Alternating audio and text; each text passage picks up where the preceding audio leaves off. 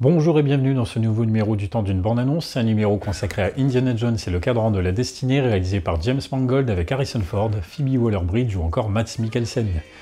Indiana Jones reçoit la visite surprise de sa filleule Helena Shaw, qui est à la recherche d'un artefact rare que son père a confié à Indiana par le passé, le fameux cadran d'Archimède, une relique qui aurait le pouvoir de localiser les fissures temporelles. Helena vole l'objet et Indy n'a alors d'autre choix que de se lancer à sa poursuite.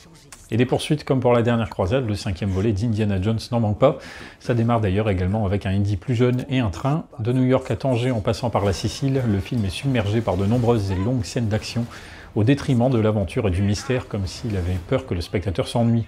C'est pourtant d'elle que pourrait naître une certaine lassitude, car si elle se montre globalement agréable, elles se ressemblent un peu toutes.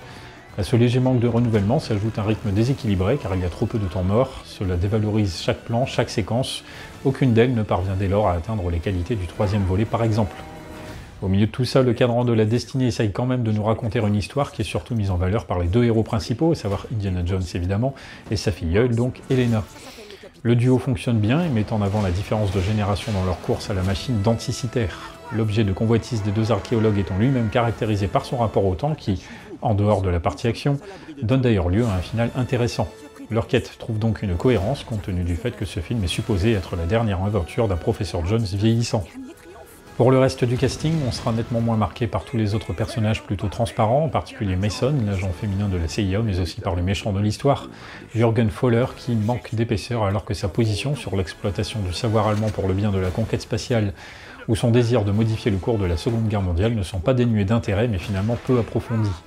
En plus du thème musical mal exploité, comme presque toujours avec les films hollywoodiens, les maladresses scénaristiques sont nombreuses. Le cadran, qui est d'abord présenté comme une relique peu intéressante, ou encore Indy qui se prend une balle mais qui traverse tout le final comme si de rien n'était.